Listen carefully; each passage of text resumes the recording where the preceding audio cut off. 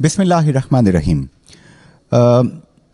Professor doctor Shazia Ashfaq, professor of gynaecology and obs, divisional headquarter hospital Mirpur Azad Jammu Kashmir. मोहतरमा बेनज़ीर भुट्टो शहीद medical college में आप as a head of department बच्चों को, मेडिकल स्टूडेंट्स को पढ़ाती भी हैं, सर्जरीज भी करती हैं, यहाँ पे लोगों को ट्रेन भी करती हैं। बहुत बड़ा काम एक छोटी उम्र में अल्लाह पाक आपसे ले रहा है।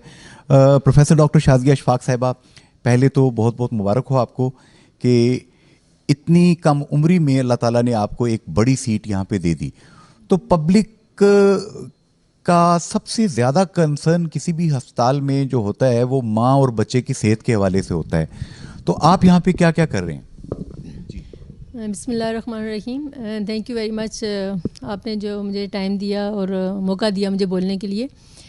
तो सबसे पहली बात तो ये है कि ये आपको पता है कि तकरीबन 2011 में हमारा मेडिकल कॉलेज बना था। उसके बाद यहाँ टीचिंग और ट्रेनिंग फैसिलिटीज़ हैं। जैसे उसके बाद 2018 से हमारा पार्ट 2 के लिए ट्रेनिंग के लिए रिकगनाइज़ भी हो गया और उसके लिए हमने बड़ी एफर्ट की, क्योंकि पहले CMH मुजफ्फराबाद और बाकी जगह तो पहले से रिकगनाइज़ थी।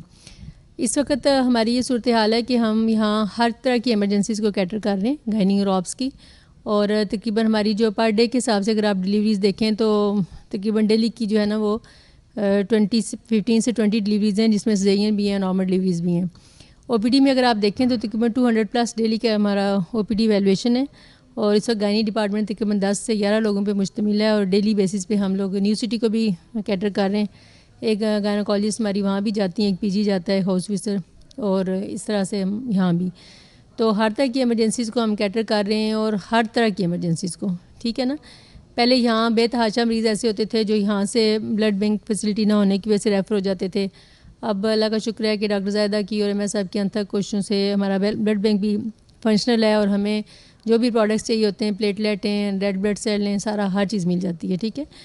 तो इसी तरह से जो है ना, अभी अगर मैं पिछले 2 हफ्तों की बात करूँ तो हमारे पास ऐसी ख़वातीन भी आई हैं जिनको ब्लड प्रेशर ज़्यादा होने की वजह से झटकों के साथ आई, वो भी अल्हम्दुलिल्लाह ठीक हुई। उसके बाद ऐसी पेशेंट भी आई जो किसी पेरिफेरी में ट्रायल लेके आई हुई थी, या और उनको मुख्तलिफ़ किस्म की पेचीदगियाँ थी, जैसे उनका बच्चेदानी का जैसे रप्चर हुई हो या ब्लीडिंग हो, तो वो हमने मल्टीपल ब्लड लगाए सारे। तो हमारी एक पूरी टीम है यहाँ और सारे ही लोग जो है ना वो बड़ी मेहनत और जान से काम कर रहे हैं। अच्छा, प्रोफेसर डॉक्टर शाजिया अशफाक साहिबा, मुझे याद है कि प्रोफेसर डॉक्टर अल-फरीद ज़फ़र साहब, सरदार अल-फरीद ज़फ़र साहब यहाँ पे तशरीफ़ लाए थे और SGOP SOGP ये आपने एक यहाँ का मीरपुर चैप्टर जो है इसको एक्टिव किया था। और प्रोफेसर सरदार अल-फरीद ज़फ़र साहब जो उनकी बैनुल-अक़वामी सतह पे स्टैंडिंग है, वो देख के बहुत खुशी होती रही।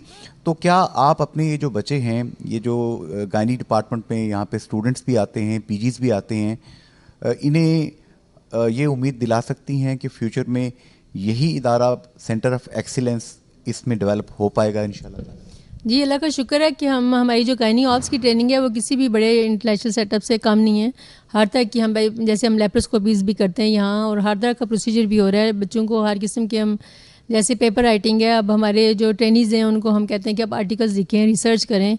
और अल्हम्दुलिल्लाह ऐसा कि मेरे 3 से 4 ट्रेनीज़ हैं जो 2-2 रिसर्च पेपर लिख रहे हैं।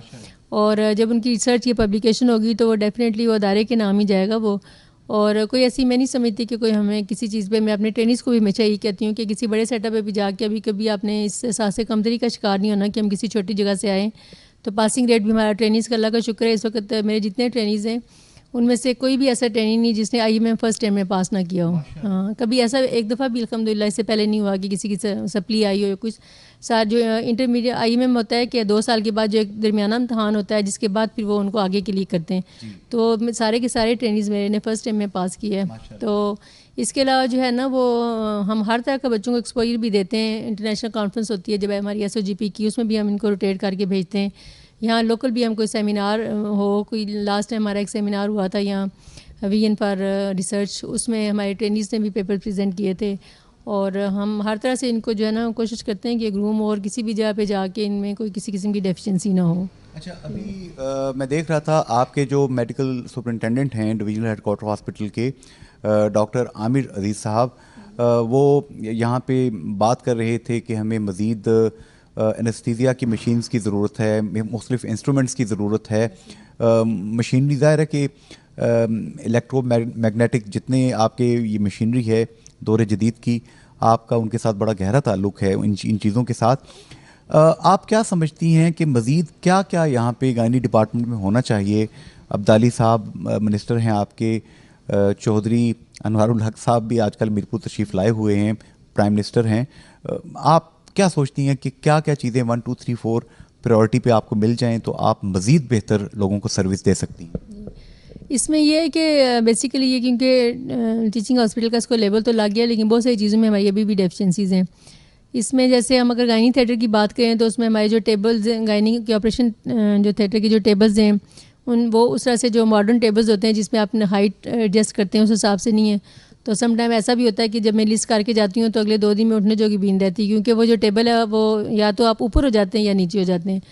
तो वो हमारे पास वो वाले जो हाइट एडजस्टमेंट वाले टेबल हैं वो भी नहीं है। फिर इसके अलावा जो हमारे स्टेरोस्कोप है, जो लेप्रोस्कोपी के इंस्ट्रूमेंट है, जो इंटरवेंशन वाले जो हैं, तो मतलब जिसको मिनिमल एक्सेस सर्जरी है, उसमें भी हमारे पास सारी ऐसी चीज़ें हैं कि जो बस हम गुजारा ही कर रहे हैं उसके साथ। तो ये सारी चीज़ें अगर ज़री सी बात है, गैजेट्स होंगे तो उसको उनके साथ जब काम करेंगे तो फिर एक्सपर्टीज़ भी डेवलप होती हैं। तो ये सारी अगर चीज़ें हों तो फिर और ज़्यादा इम्प्रूवमेंट आ सकती है। तो ये जो टेबल्स हैं ये बहुत एक्सपेंसिव होते हैं और मतलब इसमें कोई रॉकेट साइंस तो नहीं है। अगर महकमे को आप डिमांड वगैरह बना के देते तो होंगे कि ये चीज़ें? जी मल्टीपल टाइम हमने तो जब से कॉलेज रिकॉग्नाइज हुआ है हमें, क्योंकि स्टेरोस्कोप, कॉल्पोस्कोप, लेप्रोस्कोप, ये 3 हमारी बेसिक रिक्वायरमेंट हैं, जो पीएमडीसी की रिक्वायरमेंट भी हैं और जो कॉलेज ऑफ फिजिशियन सर्जन की भी रिक्वायरमेंट है। तो उसमें जो लेप्रोस्कोप था वो हमने डोनेशन बेसिस पे हमने खुद से डोनेशन इकट्ठी करके ली थी और वो हमें सेकंड हैंड चीज़ें मिली थी जो कि उस तरह से नहीं है।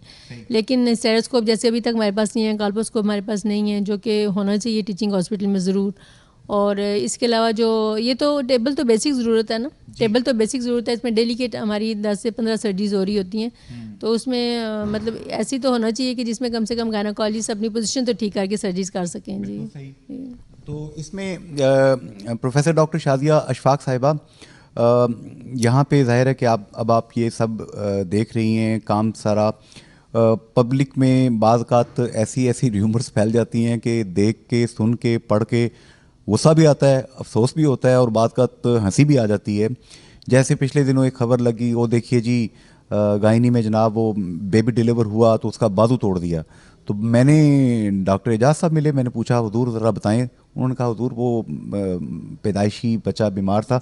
आप कुछ जानती हैं इस केस के बारे में? जी बिल्कुल, सारा हमें इस केस के बारे में डिटेल से पता है। एक्चुअली ये पेशेंट जो है ना अनबुक पेशेंट थी, हमारे पास जब आई है तो जब इसका लेबर अरेस्ट हो गया, जब नॉर्मल डिलीवरी के चांसेस इसके ख़त्म हो गए थे तो उसको ऑपरेशन से डिलीवर किया गया।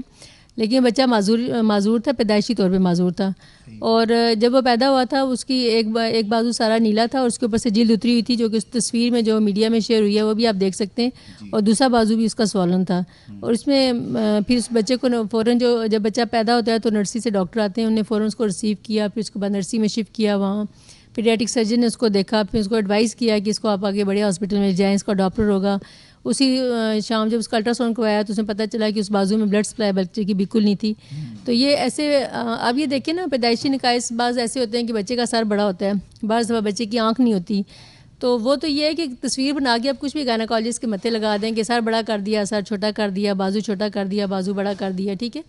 तो ये है कि इसमें मैं मीडिया के लोगों से भी ये रिक्वेस्ट करूँगी कि आप जब कोई ऐसी खबर देते हैं, स्पेशली अगर मैं आप उस भाई से जिसने ये खबर दी और उसके बाद उसने सारी डिटेल लिखी, तो पहले मेरा ख्याल है कि उनको हॉस्पिटल से कम्युनिकेट करना चाहिए था और थोड़ा सा वो पता करते कि इस वाक़े में कितनी सच है। अब तो देखिए ना, कब्र से कोई अगर आप मुर्दा बच्चा निकाल के वो कहेंगे DHQ में मरा है तो आप उसको सबूत देते रहें, मीडिया में तो एक आपके ख़िलाफ़ हो जाती है ना। फिर मैं आपको जो सबसे बड़ी वजह बताऊँ ना कि जब इस तरह की चीज़ें होती हैं ना तो फिर जो सीनियर लेवल के लोग होते हैं ना, ठीक है, उनका दिल टूट जाता है छोटी जगहों पे काम करने से। फिर वो अगर हम बिग सिटीज़ में, जैसे मैं और डॉक्टर साहब लाहौर में थे, तो अगर आप सोचते हैं कि अगर हम लाहौर में होते तो हमारा और प्रोफेशनल ग्रोथ होती, लेकिन जब हम अपने एरियाज़ के लिए वापस आए तो हमारे अगर प्रोफेसर लेवल का बंदा अगर यहाँ आपको मिल रहा है, और हमारे और भी मेरे साथ जैसे बाकी प्रोफेसर भी हैं, सारे FCPS कार के लोग सऊदी अरब नहीं गए, लोग अमेरिका नहीं गए, इंग्लैंड नहीं गए, और जो लोग बेचारे अगर यहाँ सर्व कर रहे हैं तो अगर ये लोग कोऑपरेट नहीं करेंगे तो दिल टूटता है बंदे का, और फिर लोग आहिस्ता आहिस्ता छोड़ के भी जाना शुरू हो जाएंगे कि यहाँ इतनी सर्विसेज के बावजूद अगर आपको ये है। कम से कम मैं मीडिया वालों से ये रिक्वेस्ट करूँगी कि पहले वाकई की हकीकत को जानें और उसके बाद उसको स्प्रेड करें। अच्छा, यहाँ पे मैं पब्लिक से थोड़ी सी ये गुजारिश करूँगा, मैंने पहले भी ये इल्तमास की थी कि मीडिया में ये खबर दे दी जाती है बाज़ औक़ात, देखें जी डॉक्टर साहब जो हैं वो 2 लाख 3 लाख 4 लाख रुपए सैलरी ड्रॉ कर रहे हैं मेडिकल कॉलेज में और जनाब सर्विस नहीं दे रहे। क्या आप जानते हैं कि प्रोफेसर डॉक्टर शादिया अशफाक साहिबा, हेड ऑफ़ गायनी डिपार्टमेंट, और इनके जो हस्बैंड हैं प्रोफेसर डॉक्टर राजा अशफाक साहब, अशफाक अहमद राजा साहब, ये दोनों अगर सऊदी अरब, यूएई, मिडल ईस्ट कंट्रीज़ में खाली चले जाएं तो 20, 25, 30 लाख रुपया सैलरी इजीली ले सकते हैं। ये अपने वतन की मिट्टी के साथ कुछ अटैचमेंट होती है, वालदैन होते हैं, दीगर एक फैमिली फैब्रिक होता है जो कि बांध के रखता है। इनको पैसा नहीं चाहिए, इनको थोड़ी सी रिस्पेक्ट चाहिए, लहजों में नरमी चाहिए। डॉक्टर साहब ऐसा ही है? जी बिल्कुल ऐसा ही है। जहाँ तक आप सैलरी की बात करते हैं तो मेरे ख्याल में अगर मैं आपको अपनी सैलरी बताऊँ तो किसी भी जो सीनियर टीचर है उसके बराबर ही होगी, कोई उससे ज़्यादा नहीं होगी। ठीक है, हाँ बिल्कुल 1.5 लाख रुपया टोटल मेरी सैलरी है। तो वो अगर आप किसी ग्रेड 19-20 के टीचर की देखें तो वो भी इतनी ही होगी, इससे ज़्यादा नहीं होगी। ठीक है, तो सिर्फ वो अगर सैलरी की सिर्फ बात हो तो अगर हम ये गवर्नमेंट की जॉब में अगर मैं दिन को 100 मरीज़ मॉर्निंग में देखती हूँ तो अगर मैं क्लिनिक में बैठ जाऊँ तो यही 100 मरीज़ मॉर्निंग में मैं देखूँ तो ये 2 दिन में ये पैसा बन सकता है। बेसिकली मैंने अपने पोस्ट ग्रेजुएशन करने के बाद एक एनजीओ को ज्वाइन किया था। ये 2008 की बात है जब मैंने लाहौर में FCPS किया और मैं गंगाराम में एज ए सीनियर रजिस्ट्रार थी। अर्थक्वेक के बाद की बात है, डिस्ट्रिक्ट बाग में से कोई गायनेकोलॉजिस्ट नहीं थी। तो मैं बेसिकली डिस्ट्रिक्ट बाग से ही बिलोंग करती हूँ। तो मैंने सोचा कि मैं लाहौर में बैठी हूँ तो मैं क्यों ना जाऊँ वहाँ। उस वक्त मैंने एक NGOs को ज्वाइन किया और 165 उस वक्त मेरी तनख्वाह थी, 2008 की बात है ये जी। और उसके अलावा मुझे एक 25,000 उस वक्त के रेंट के हिसाब से घर मिला हुआ था। NGOs ने मुझे गाड़ी दी थी, ड्राइवर था मेरे पास। ठीक है ना, तो ये सारी सहूलतें तो उस वक्त भी मुझे थी। ठीक है, फिर उसके बाद मैंने वो जब NGOs का प्रोजेक्ट ख़त्म हुआ तो मैंने ये सोचा कि मैं अपना हॉस्पिटल जो है ना वो रन करूँगी। मैंने गवर्नमेंट जॉब में कभी भी नहीं आना था, लेकिन जब मैंने उस NGOs की जॉब में, वो बेसिकली जॉब NGOs की थी लेकिन मैं डिस्ट्रिक्ट हेडक्वार्टर हॉस्पिटल बाग में मैंने सर्व किया। तो उसमें मैंने ये देखा कि यहाँ तो बहुत गरीब आवाम आती है और जितनी सर्विसेज मैं इन लोगों को दूंगी, ये पेशेंट तो मेरे पास प्राइवेट नहीं आ सकते। प्राइवेट तो इनके पास पैसा होगा तो आएंगे। तो फिर मुझे किसी गवर्नमेंट सेटअप कोई चॉइस करनी है जिसमें मैं काम कर सकूँ। तो फिर उसके बाद मैंने अपना पब्लिक सर्विस कमीशन का एग्ज़ाम दिया और मैं एज अ गायनेकोलॉजिस्ट में सिलेक्शन हुई। अदरवाइज़ उससे पहले मैंने कभी सोचा नहीं था कि मैं गवर्नमेंट जॉब करूँगी। मेरा ख्याल था कि मैं अपना सेटअप बनाऊँगी, लेकिन फिर मैंने ये सोचा कि सेटअप जब मैं बनाऊंगी उसमें मैं तो वो तो गरीब लोगों की मैं सर्विस नहीं कर सकूंगी। तो ये सिर्फ एक ऐसा एक इरादा था और एक ऐसा मेरा लगन थी मेरी कि मैं इसलिए मैंने गवर्नमेंट जॉब ज्वाइन की थी।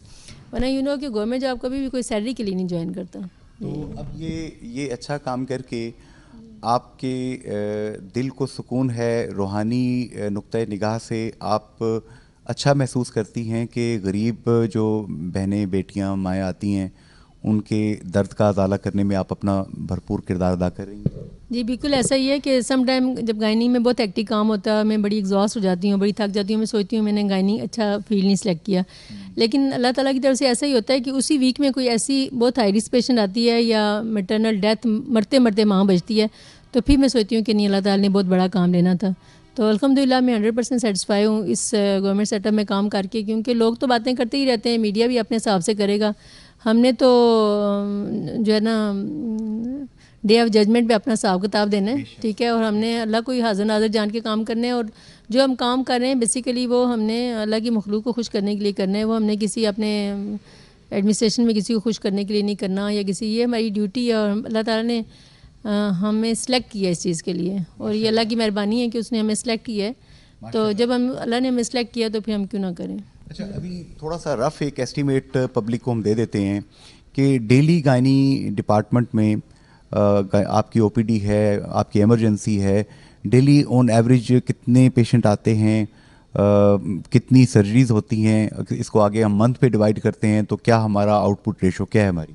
जी डेली अगर देखें ना 200+ की हमारी OPD है। ठीक है, तो अगर हम 200+ के हिसाब से जाएँ तो तकरीबन 6-7,000 के करीब OPD बनती है और ये तकरीबन 8,000 को भी टच कर जाती है। ठीक है, इस मंथली। हाँ जी, और इसी तरह से जब हम डिलीवरीज जाएँ तो 5,000 से ज़्यादा की हमारी डिलीवरीज हैं पर मंथ। ठीक है जी, इसमें तकरीबन तकरीबन हमारे इतने ही केसेस एडमिशन जो है, ठीक है, उसमें हमारे अगर डेली की आप करेंट डिलीवरीज तो 20 से 30 डिलीवरीज डेली की हैं, ठीक है, तो उसको आप जब मंथ के हिसाब से करें तो वो 500-600 से ऊपर जाती हैं। ये 1000 पर ईयर बता रही हूँ जी, पर ईयर बता रही हूँ जी।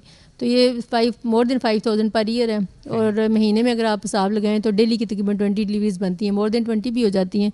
इसके अलावा हमारे सिक पेशेंट हैं वो लाख से चल रहे होते हैं, ठीक है, वेटिंग केसेस लाख से चल रहे होते हैं।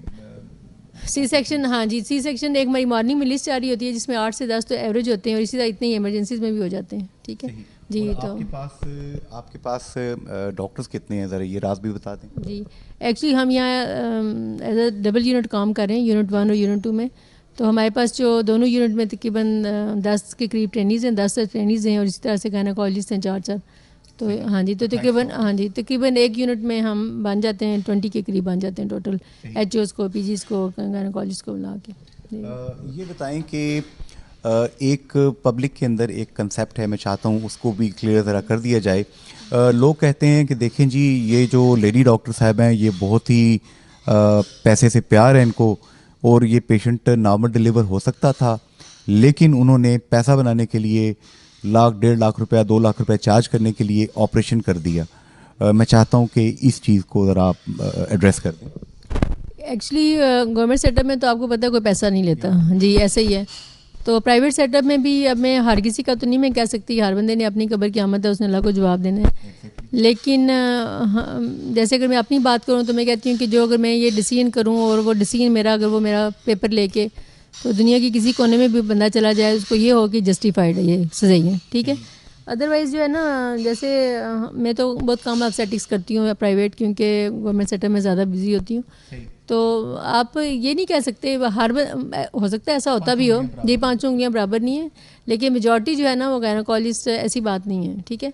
जैसे इस चीज़ को ख़त्म करने के लिए मैंने तो अपने सिजेरियन सेक्शन और नॉर्मल डिलीवरी के रेट बराबर रखे हुए हैं जी, बराबर रखे हुए हैं जी, कि कोई ये ना सोचे कि जो इसलिए नहीं, क्योंकि नॉर्मल डिलीवरी जो अगर आप प्राइवेट सेटअप में करते हैं तो वो ज़्यादा टाइम कंज्यूमिंग होती है, ठीक है ना। तो हर बंदे की अपना हिसाब किताब है, ज़रूरी नहीं होता कि सारे लोग एक जैसे भी नहीं होते, और मेजॉरिटी जो प्रोफेशनल गायनेकोलॉजिस्ट हैं ना, जो सीख के आए हैं किसी इदारे से, या जिनकी कोई ना कोई एक तरबियत हुई है, या जिन्होंने जैसे आगे हमने अपने बच्चों को भी सिखाना है, तो ऐसा मेरा नहीं ख्याल कि कोई करता हो, कोई ना कोई इंडिकेशन बनती है तो इस जरिए होता है जी। अच्छा, आपका ताल्लुक चूँकि बाग के इलाके से, जिसका एक मजहबी बैकग्राउंड है, मैं उस इलाके में बहुत मेरा आना जाना रहा भी है, काफ़ी लोगों से वहाँ पे इस्लाम अलैक है। आपकी यकीनन घर से वालिदैन की तरबियत भी इस तरह की होगी कि आप मजहबी इखलाकियात को मद्देनज़र रख के ये मेडिकल प्रैक्टिस कर रही हैं। आपके पास जो ट्रेनीज़ आती हैं, हर किसी का अलग-अलग बैकग्राउंड होता होगा, तो क्या आप उनको मेडिकल एथिक्स, रिलीजियस एथिक्स भी थोड़ा सा समझाने की कोशिश करते हैं? जी बिल्कुल ऐसे ही है। हम जब ट्रेनीज़ हमारे साथ आते हैं, जो OPD में हमारे साथ बैठते हैं, पहली बात तो ये कि हम खुद भी कोशिश करते हैं उनको एज अ रोल मॉडल बन के। अगर मैं खुद नहीं करूँगी तो मेरे साथ वाला क्या सीखेगा।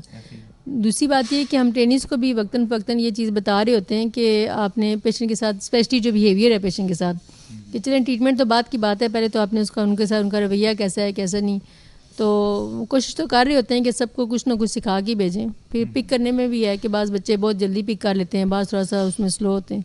तो बिल्कुल सही। आखिरी एक तो बातें, बरतानिया में, अमेरिका में, यूरोप में, मिडिल ईस्ट में, जहाँ जहाँ पे हमारा यूट्यूब चैनल और डिजिटल मीडिया फेसबुक देखा जाता है, वहाँ पे बहुत लोग मुझसे रब्ता ये भी करते हैं कि हम अपने इलाके के लिए, अपने कश्मीरी बहन भाइयों के लिए कुछ करना चाहते हैं। अगर वो गायनी डिपार्टमेंट में अपनी बहनों, बेटियों, माओं के लिए सदका जारिया के तौर पे कोई चीज़ देना चाहें, करना चाहें, तो आप उन बहन भाइयों को क्या पैगाम दें? जी जज़ाकल्लाह, मैं तो यही कहूँगी। इससे पहले भी मीरपुर में ये बड़ा अच्छा ट्रेंड है कि जैसे जब मैंने यहाँ 2013 में ज्वाइन किया था, तो हमारे जो लेबर रूम में जो डिलीवरी टेबल थे, जो उनकी हालात थे, वो डिलीवरी टेबल भी डोनेशन किसी ने दी थी और मैंने खुद जाके ख़रीदे थे।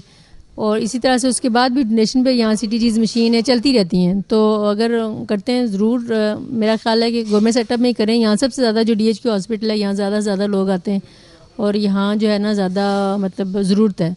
तो ये अगर सेटिंग, हाँ, क्योंकि पूरे पेशेंट सारा इधर ही आते हैं, तो इस हॉस्पिटल को लिफ्ट अप करने की ज़रूरत है जी। यहाँ पे हाजी मोहम्मद सलीम ने KIC बनाया था, अल्लाह ताला उनको जन्नतुल फिरदौस में आला मुकाम दे, उनकी बशरी ख़ताएँ मुआफ़ करे। यहाँ पर चौधरी ज़हूर साहब ने किडनी डायलिसिस सेंटर 4 मशीनों से अपनी मरहूमा बेटी के नाम पे बनाया। Saiqa Zahoor kidney dialysis centre, doctor Tahir साहब इस वक्त 28-30 मशीनों के साथ उसको सबसे बड़ा सेंटर बना चुके हैं। थैलेसीमिया सेंटर यहाँ पे मुखय्यर लोगों की एक टीम ने बनाया और चलाया है। अगर गायनी में भी आप प्रोफेसर डॉक्टर शादिया अशफाक साहिबा, इनकी टीम इस इदारे को ऑन करते हैं तो ये तजारत आपकी इनके साथ नहीं है, ये अल्लाह पाक के साथ है। आप अपनी माँ जी के नाम पे, अपनी बेटी के नाम पे, अपनी बहन के नाम पे, अपनी बेगम के नाम पे, किसी भी अजीज़ के नाम पे अल्लाह से तजारत करना चाहते हैं तो DHQ हॉस्पिटल मीरपुर में आप प्रोफेसर डॉक्टर शादिया अशफाक साहिबा से रब्ता कर सकते हैं। डॉक्टर आमिर साहब यहाँ पे मौजूद हैं, MS आमिर अजीज़ साहब से रब्ता कर सकते हैं। ख़ुद आके देखिए ये लोग कर क्या रहे हैं, ज़ुबानी कलामी इल्ज़ामात पे और बातों पे न रहें, ये मेरी आपसे दरख्वास्त रहेगी। प्रोफेसर डॉक्टर शादिया अशफाक साहिबा, आखिरी बात, मेडिकल कॉलेज में आजकल मेरे ही क्लास फेलो हैं जनाब फैसल बशीर साहब, प्रोफेसर फैसल बशीर साहब आजकल यहाँ पे प्रिंसिपल हैं, तो मेडिकल कॉलेज भी ठीक जा रहे हैं? जी अल्हम्दुलिल्लाह, डॉक्टर फैसल तो बड़े एनर्जेटिक और यंग और एक्टिव प्रिंसिपल हैं। उम्मीद है कि आगे लेके जाएंगे कॉलेज को इंशाल्लाह। बस ये खतरा है कि वो यंग आदमी है ना, तो यंग आदमी को पुराने जो लोग होते हैं वो खा पी ना जाएं कहीं, उनको कहीं अपने तजर्बे की मार ना दे। नहीं, वो सियाने भी हैं ऐसा नहीं हो सकता इंशाल्लाह। जी, आज के प्रोग्राम से जुनेद अंसारी अपनी मुअज़्ज़ज़ मेहमान प्रोफेसर डॉक्टर शादिया अशफाक साहिबा के साथ इजाज़त चाहता है। फ़ी अमान अल्लाह, हाफ़िज़ एंड गुड बाय।